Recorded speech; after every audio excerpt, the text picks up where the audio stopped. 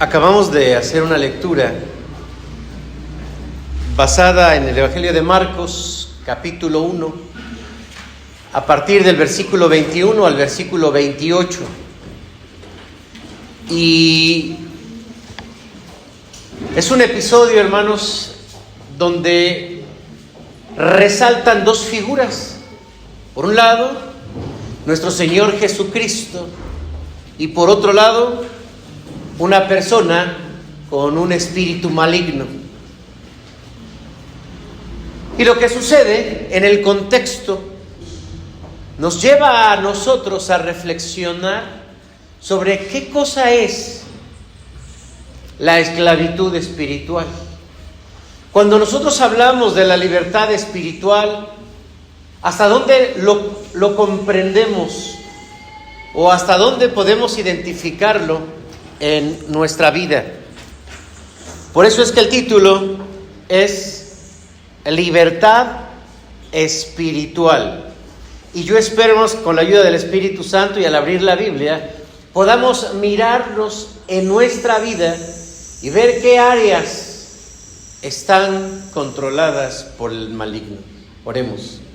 Amado Padre, permítenos en esta mañana abrir tu palabra con la dirección de tu Espíritu Santo. Que sea una luz para mi vida, para la vida de mis hermanos, en cada una de las áreas de nuestra vida. Queremos que tú seas, Señor, de nuestra vida, que tú seas quien dirijas nuestra vida. En el nombre de Jesús. Amén. Bien. Quiero comenzar, hermanos, señalando qué es la esclavitud espiritual. Si se alcanza a ver, si no, pues aquí les voy a hacer lectura de esta parte. ¿Qué es la esclavitud espiritual? Es un estado de control en el que una persona está dominada. No te vayas, hermano, no te vayas, hermano. No me hace caso. Creo que le traigo un cafecito. Muy amable, hermano, muchas gracias. Es el estado de control en el que una persona está dominada por un poder negativo que afecta su forma de pensar, que afecta su forma de sentir, que afecta su forma de actuar y también su forma de desear. Y la siguiente, por favor. Hace falta solo mirar a nuestro alrededor, porque hemos aprendido a lo largo de la vida cristiana que hay diferentes formas en las que el enemigo, en las que el mundo espiritual de ángeles caídos controlan a una sociedad. Dice la palabra de Dios: no amen al mundo ni las cosas que hay en el mundo. Y esto nos hace pensar que el dominio que se tiene sobre la mente, el corazón y la voluntad de las personas que no siguen a Cristo es el reflejo de lo que se mira allá afuera. ¿Qué vemos allá afuera, hermanos, que delate, que revele que hay esclavitud espiritual? Es pregunta para ustedes. Hay mucha impunidad en nuestro país. Corrupción. Hay mucha impunidad, hay mucha corrupción. ¿Qué más? ¿Qué más ven? Asesinatos. Muchas injusticias. Mucha, ¿qué? La perversión. Perversión. ¿Qué más? La ideología de género está permeando ya bastante de todo. La ideología de género. ¿Qué más? Pasividad de los cristianos. La pasividad, el silencio de la iglesia cristiana. ¿Qué más? Hay robos. ¿Qué? ¿Mandé? Hay desamor. ¿Qué pasa dentro de los hogares? Familia disfuncional. ¿Qué es una familia disfuncional? Ya que estamos en esto, hermanos. Todos tienen problemas, hay falta de amor. No hay falta de amor, el papá irresponsable, la mamá irresponsable, separaciones, gritos, etcétera, etcétera. ¿Qué más? Eso les provoca adicciones a las personas, como Adicciones también, efectivamente, hay adicciones. por el sexo. Muchos de los gobernantes se coludan con gente mafiosa, que drogadicta y jefes de drogadictos. Y eso podría incluso sumarse a la corrupción. Dirigen y afectan al pueblo en todos los aspectos. Exacto. Con que veamos, hermanos, lo que está pasando allá afuera, y a veces no necesitamos mirar mucho, vemos que hay una esclavitud espiritual. Y uno dijera la siguiente, hermanos: ¿estaremos exentos de un control espiritual los que estamos en la iglesia?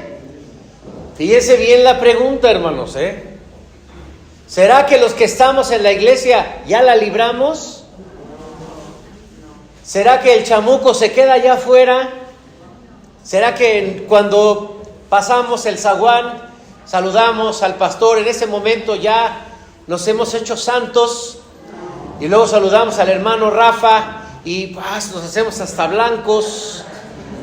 ¿Será, hermanos, que cuando traspasamos ese umbral, aquí algo como que se pone calientito y empiezan a cantar los hermanos y empezamos a sentir que ya no pisamos el suelo?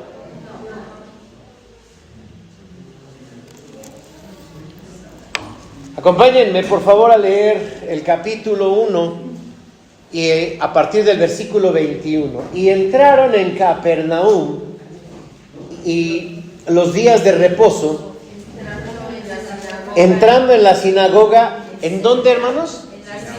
Estaba en la sinagoga. ¿Qué es la sinagoga?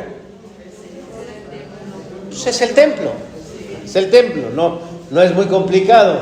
Y ahí enseñaba, y su doctrina, y se admiraban de su doctrina porque les enseñaba como quien tiene autoridad y no como los escribas. Pero había en la sinagoga de ellos un hombre con espíritu inmundo.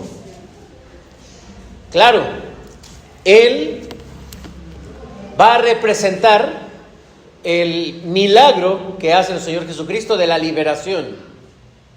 Pero está en el templo. Yo no diría en el templo. A ver, en lugar de irte al antro, ve al templo.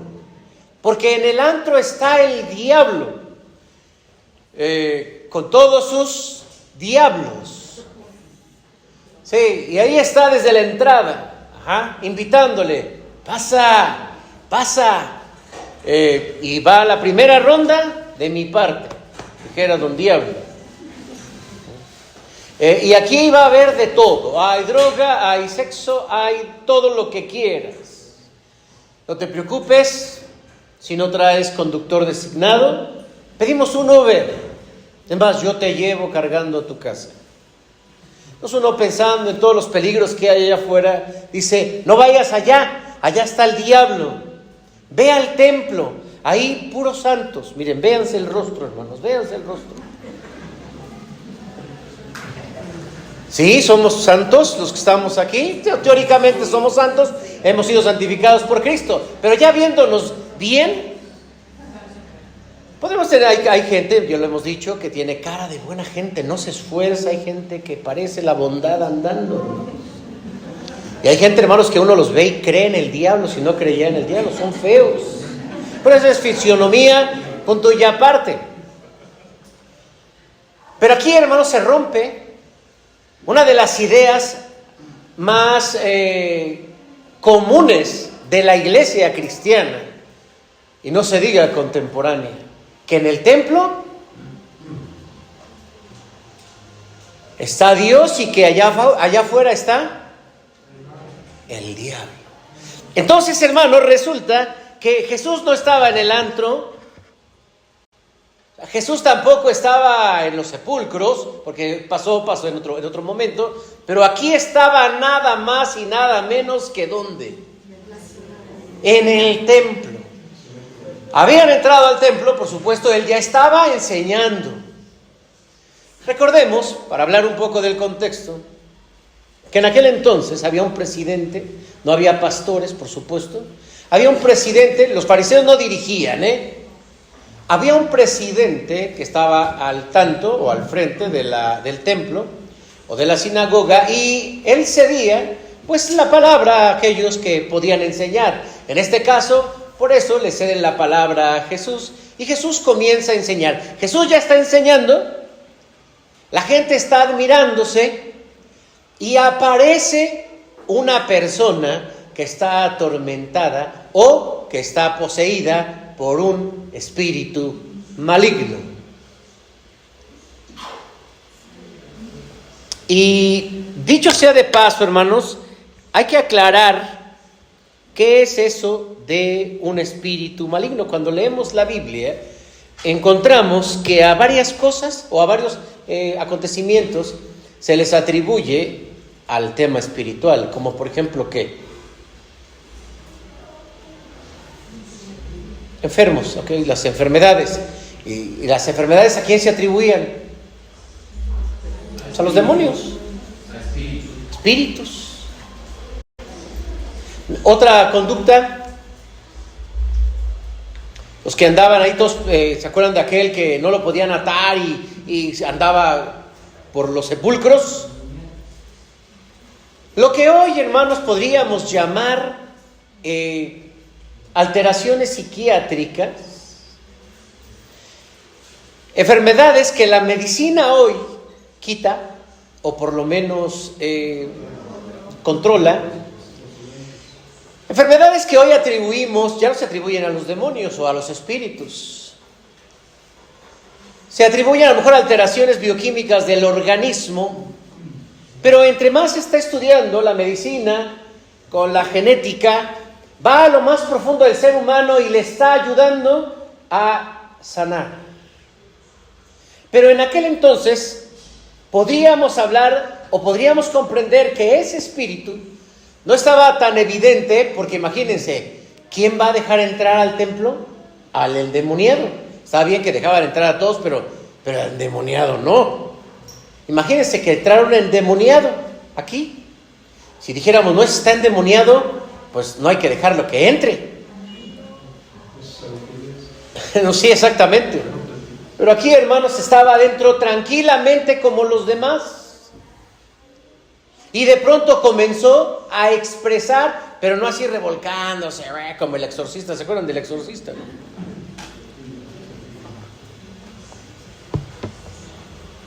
Sino que empezó a hablar, reconociendo a Jesús y diciendo, ¿qué tienes con nosotros? ¿Acaso has venido a destruirnos? Y Jesús reprende al espíritu maligno, aquel le sacude y ¡pax! Es liberado. ¿Qué era? ¿Quién era? Hermanos, podríamos, y aquí hay que hacer un buen paréntesis. Nos hemos alejado tanto de la Biblia y hemos cerrado la Biblia que hemos abierto la ciencia. Y la ciencia ya tiene otra perspectiva porque no parte de la Biblia. Y entonces, hace rato decía, ¿no? Imagínense, una persona que está alterada porque de niño tuvo una familia disfuncional. Bueno, pues eso es lo que se le atribuye a muchas alteraciones de la conducta hoy en día. La adicción, alguien ahí señaló que también, pues todo esto lleva a las personas a que sean adictas. Una parte de la psicología, que es el psicoanálisis, propone que el ser humano está mal por culpa de los papás. El conductismo dice, bueno, igual y no son los papás, es el ambiente. Los espiritistas dirían, te están haciendo un daño. A lo mejor se acercan un poquito más. Pero tenemos un problema, hermanos, de percepción. Y llegamos a creer que Satanás, que el enemigo, que el diablo, que el chanclas, como lo conozcan ustedes, pareciera que tiene solo una forma de poseer a las personas, y cuando en realidad esto que ya no se nombra, que son los enfermos, que son los psiquiátricos, que son las personas con alteraciones de personalidad, pero ahí está. Porque resulta, hermanos, que esta persona estaba escuchando al Señor Jesucristo y simplemente reaccionó.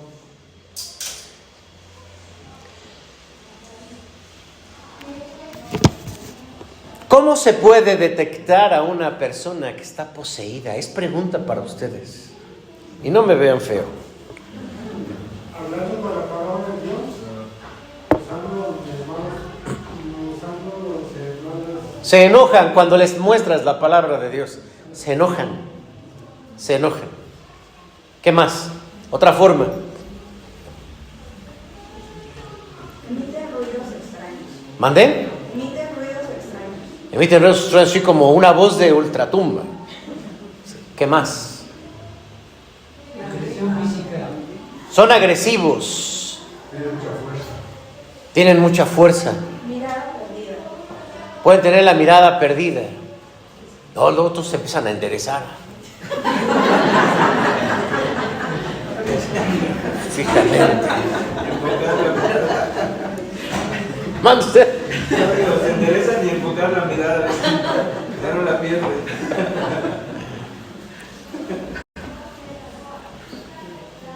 ¿Qué tal, hermanos, que empecemos a mover un poquito la página de esta idea y pensemos en las personas en otras esferas de su vida?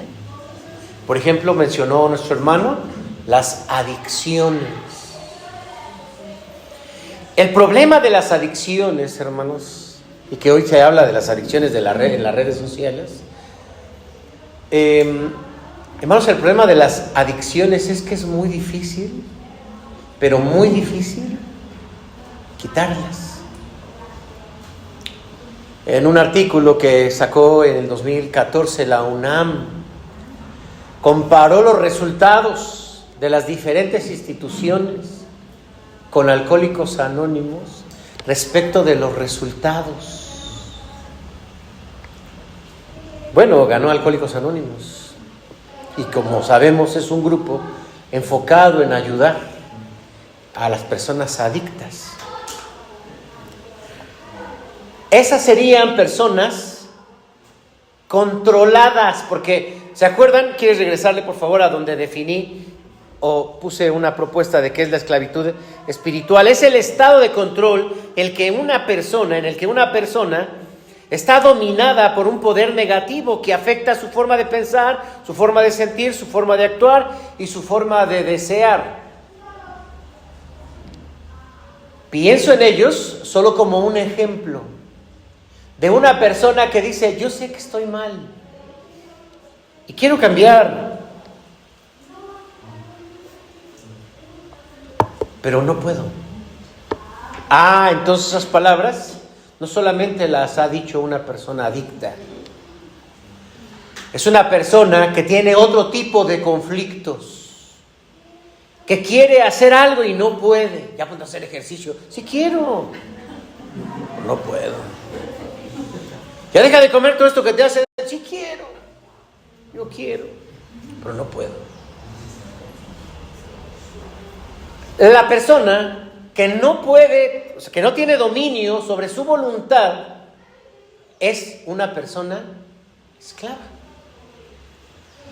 Claro, hermanos, el apóstol Pablo, cuando habló de cómo influye negativamente el mal, dice que hay una venda en los ojos para que no podamos ver la palabra de Dios. ¿Qué pensarían entonces de una persona que viene al templo y no entiende? No alcanza a entender, no entiende las alabanzas, no entiende la clase, no entiende el sermón, no entiende. ¿Qué pasaría con esa persona? ¿Qué pasa con esa persona que toma su Biblia y comienza a leer y no entiende? No entiende. Y ya dice, no entiendo, ya mejor cierro la Biblia, dejo de ir a la iglesia. ¿Qué pasa? Hay distintas áreas de la vida del ser humano que están controladas no por nosotros, tampoco por el Espíritu Santo, están controladas por toda esa gama de espíritus malignos. Si quisiéramos leer la Biblia, hermanos, ya hasta ni nos parecería práctico. Sí, cuando algunos hermanos lo hacen, uno dice, no, eso ya son pentecostales exagerados, ya todo, en todos lados andan viendo al diablo y ya no lo podemos aceptar, nos cuesta trabajo, hermanos. Pero claro, si nosotros pensamos que una persona poseída por el demonio es aquel que se eleva, tuerce la cabeza, saca, vomita y cosas así, uno dice, no, pues gracias a Dios, yo no ando así. Pero si pensamos en que es el dominio de nuestra voluntad en las diferentes conductas de nuestra vida, entonces uno dice, caramba. Pues yo creo que no nada más en una parte, es posible que me esté afectando en varias. He escuchado, hermanos, lo siguiente dentro de la iglesia, no de aquí. Yo quiero leer la Biblia, pero cuando ya voy a leer la Biblia, ¿qué cree, hermano? Yo decía que no lo había escuchado, ya lo escuché. Díganlo fuerte, hermanos, ¿qué pasa? Pues da sueño. Les platiqué en una ocasión, hermanos, recuerdo que sí, ya si no, hermanos, pues se las voy a volver a contar. Estábamos en el templo, hermanos, y apenas comenzaba el sermón y una persona se empezaba a dormir. Hacíamos de todo, a ver, tráele agua, tráele esto, tráele aquello, déjenlo parado. Y hermanos, él se dormía hasta que llegó un misionero y dijo, hermanos, él está poseído. No, o sea, su mamá, o sea, casi mata o sea, si mi hijo está bautizado por las dos iglesias, así dijo. Este hermano, viene desde pequeñito al templo. No, sí se enojó. No, y ahora sale con que está endemoniado. Hicieron una oración por él, reprendió al demonio y ¿qué creen? Es un hombre muy trabajador ahora en la iglesia. De verdad, ya no se durmió. Pero uno dice, ¿de verdad? Sí. Entonces uno está pensando ahí, se lo lleva arrastrando a las drogas, lo va a llevar al pantano a las 6 de la mañana. No, hermanos. El diablo tiene formas de controlar en donde no ejercemos un dominio. Puede ser de pensamiento, puede ser de palabras, puede ser de acciones, puede ser de sentimientos. Y uno sabe que está mal delante de Dios, uno lo sabe, pero nos acostumbramos a ello. Hermanos, esta es la realidad y vuelvo a insistir, la iglesia no es un lugar de santos. Sí, nos ponemos a lo mejor la mejor actitud, me pongo mi saco, toda la cosa, y ya parezco pastor. Pero aquí, hermanos, no es una garantía. No es una garantía. La siguiente, por eso el Señor Jesucristo, ampliando este concepto, dijo en Juan capítulo 5, versículo 36, si el Hijo os libertare, seréis verdaderamente libres. La siguiente, por favor, hermanos. La libertad espiritual, entonces, ¿dónde comienza? Comienza con la enseñanza de la verdad. Regresemos a nuestro pasaje. En Marcos, capítulo 1. Dice ahí, entrando en la sinagoga, enseñaba y se admiraban de su doctrina, porque les enseñaba como quien tiene autoridad y no como los escribas y fariseos. La libertad, hermanos, comienza con la palabra de Dios. Aquí menciona que había tenían dos modelos de educación. La que daban los fariseos y la que daba Jesús. ¿Cuál era la diferencia? Que Jesús la daba con autoridad y los fariseos, pues, ¿con qué?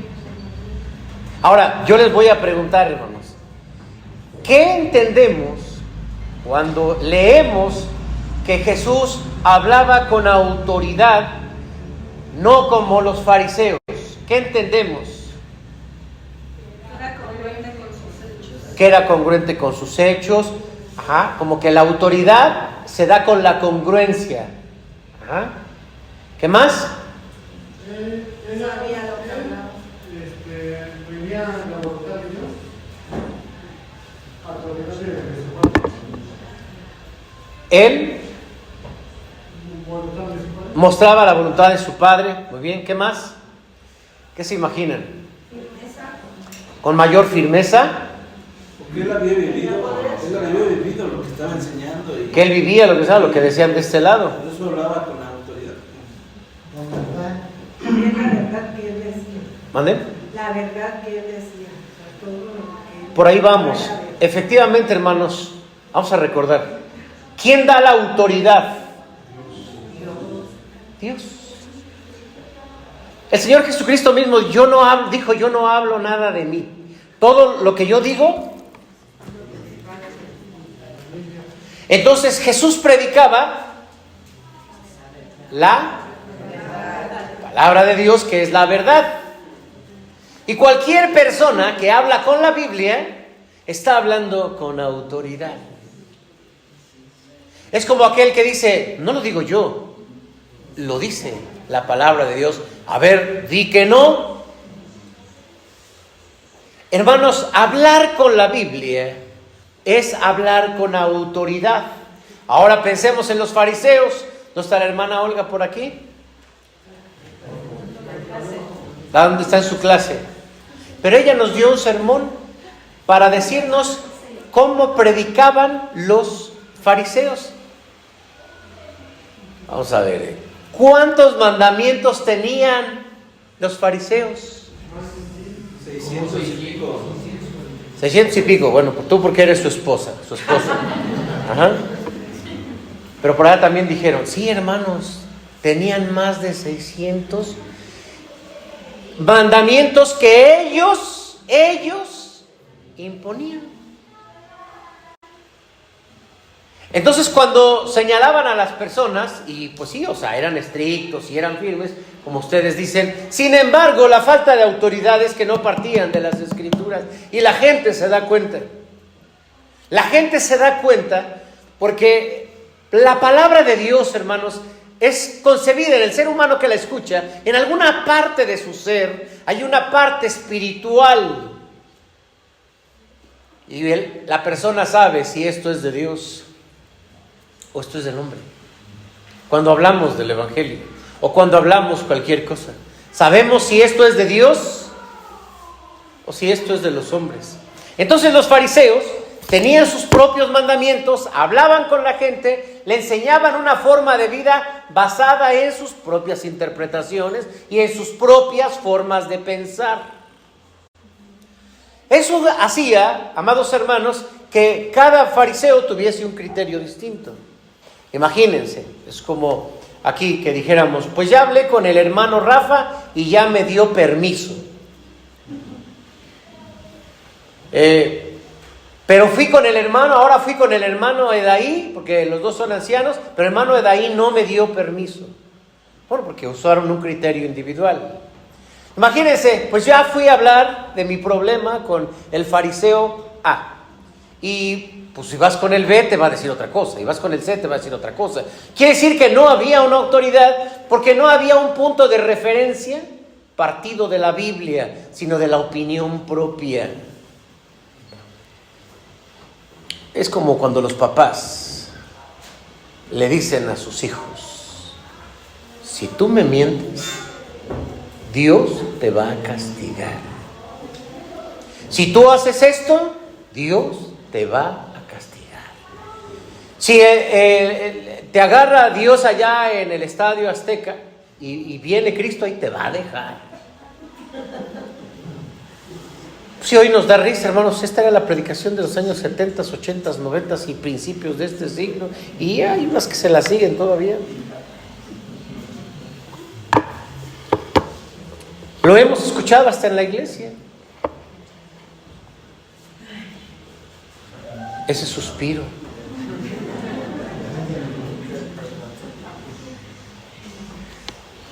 Esta es la autoridad de Jesús, hermanos. La siguiente, miren, la autoridad de los fariseos, ya mencioné, pues eran sus opiniones personales. La autoridad de Jesús estaba basada en las Escrituras. La siguiente dice: escudriñad las Escrituras. 2 Timoteo capítulo 3, versículo 16. Escudriñad las Escrituras. Perdón, eso decía Jesús en Juan.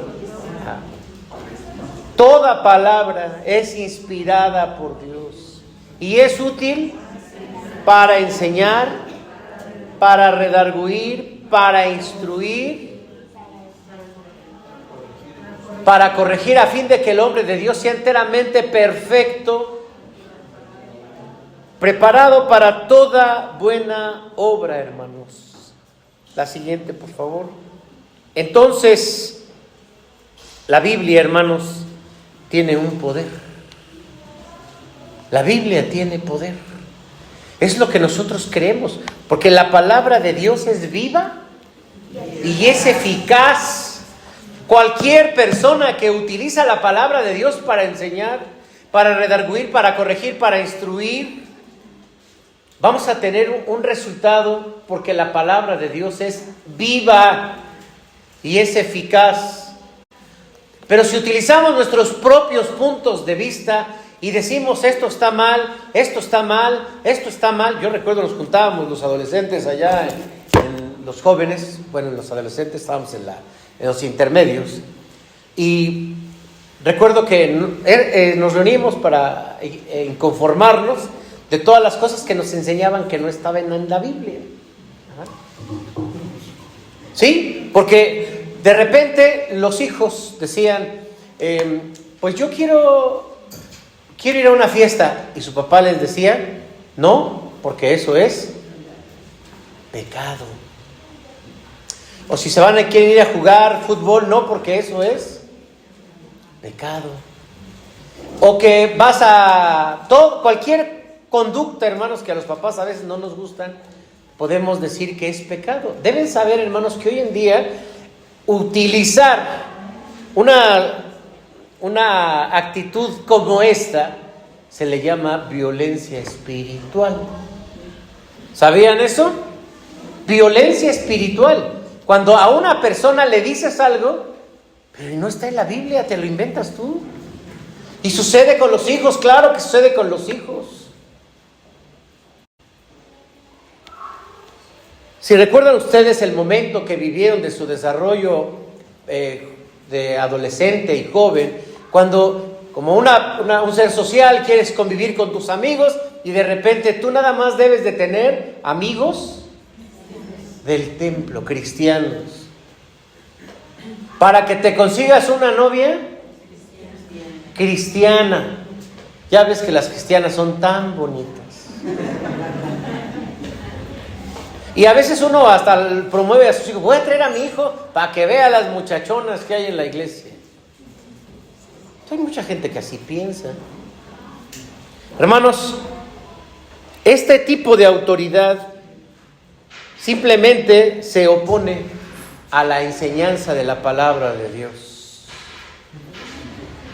Y yo creo que muchos podemos estar por ignorancia a la palabra de Dios, por mala enseñanza en la palabra de Dios, podemos tener un nivel de control espiritual sobre nosotros.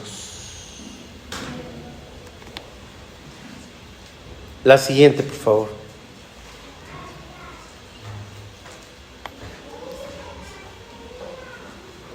La libertad espiritual, hermanos, viene cuando Jesús, ¿qué hace?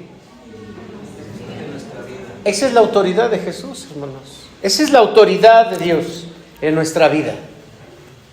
¿Vivimos conforme a la palabra de Dios o vivimos conforme a nuestro propio criterio? ¿Es claro la propuesta, la pregunta? ¿Vivimos conforme a la palabra de Dios o vivimos conforme a nuestro propio criterio? La siguiente, por favor, porque miren, hermanos, los espíritus malignos afectan, dije hace un momento, las diferentes esferas de la vida, como la familia. Hace una semana exactamente estábamos platicando mi esposa y yo con una familia, una pareja, y entonces nos contó algo que pasó espiritual muy fuerte, y que una persona se acercó y le dijo: ¿sabes qué? Que parece que en tu casa está algo afectando, algo espiritual, revísalo. Y ella comenzó a ver que su relación de familia estaba patas para arriba. Estaban por separarse, tenían muchos conflictos, había mucho dolor, porque podemos llamar las conductas, pero ahí había una influencia negativa. También creo, hermanos, que esto tiene influencia en el trabajo. En el trabajo. Sí, en el trabajo hay personas que tal vez se lleven bien contigo y otras que no. O que la producción. Yo recuerdo en una ocasión escuchar el testimonio de una hermana. Estaban muy preocupados porque estaba ella al frente en un laboratorio químico y todas las pruebas estaban saliendo contaminadas, que llegaron a la conclusión de que estaban contaminadas, porque de pronto ya todo el mundo tenía VIH, ¿no? Ya no, algo está pasando aquí. Y no encontraban, hasta que ella dijo: me puse a orar, pastor, y encontramos el foco de contaminación. Y volvimos a hacer las pruebas y todo ya estuvo bien. Orar en el área de tu trabajo. Pues uno va a decir: no, hermano, ahora sí ya usted está mal. Ya resulta que mi jefe es el diablo.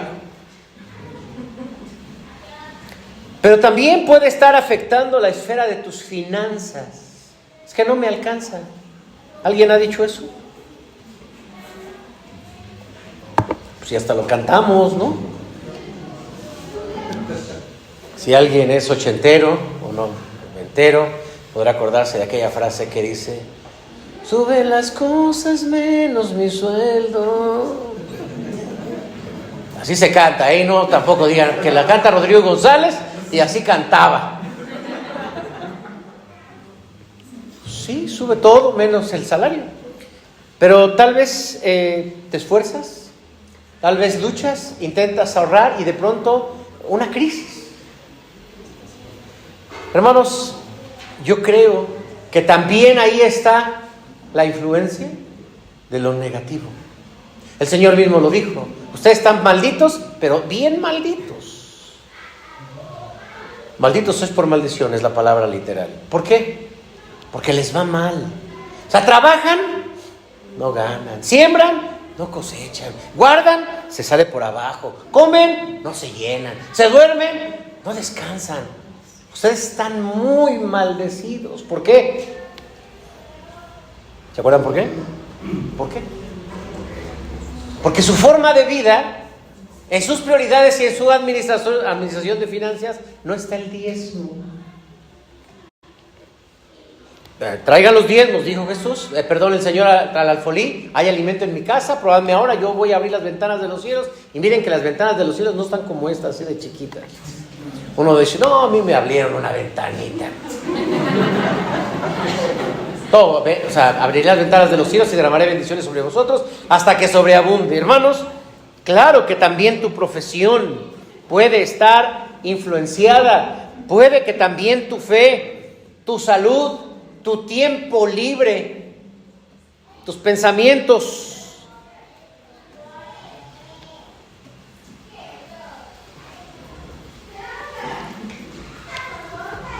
Hermanos, Jesús sanó a esta persona. Jesús sanó a esta persona. Y quiero que terminemos con esto.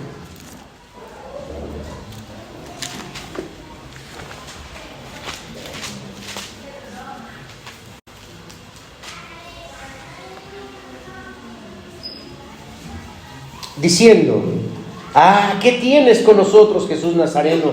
¿Has venido para destruirnos? Sé quién eres, el Santo de Dios. Pero Jesús le respondió diciendo: cállate y sal de él. Y el espíritu inmundo, sacudiéndole con violencia, clamando a gran voz, salió de él. Y todos se asombraron de tal manera que discutían entre sí diciendo: ¿qué es esto? ¿Es una nueva doctrina? Con esta autoridad manda a los espíritus inmundos y le obedecen. Y muy pronto se difundió su fama por toda la provincia alrededor de Galilea. La última, hermana, por favor.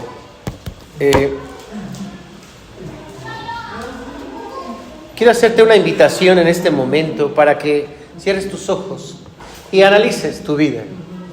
¿Qué áreas de tu vida están poniéndose difíciles para ti?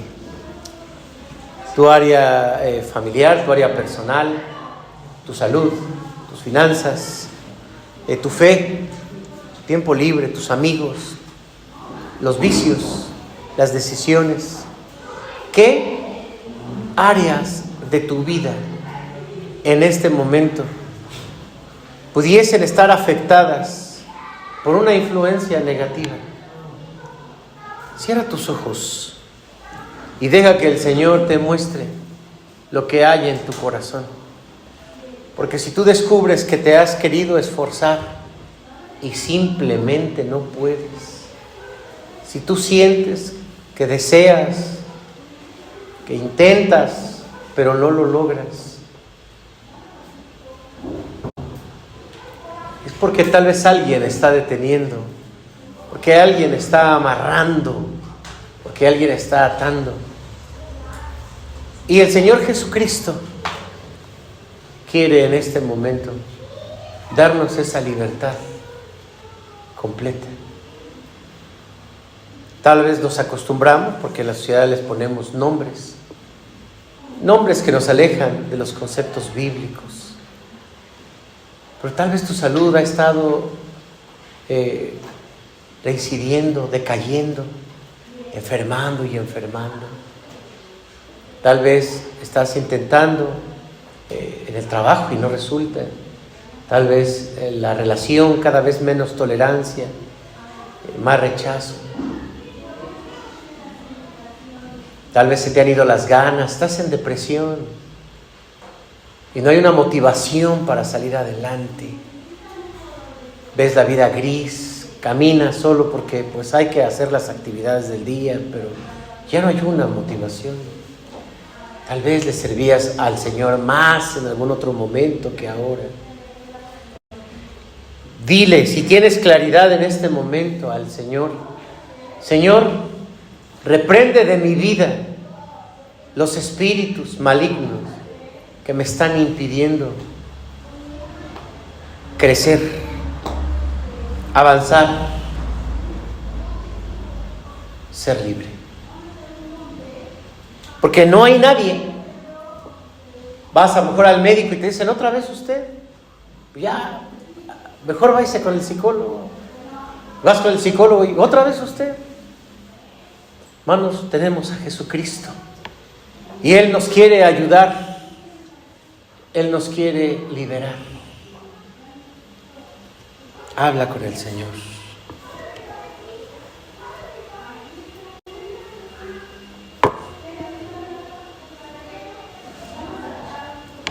Nuestro Padre,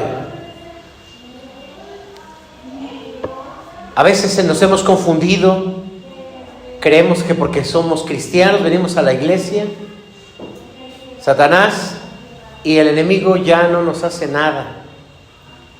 Lo que sí es que tú nos defiendes, Señor.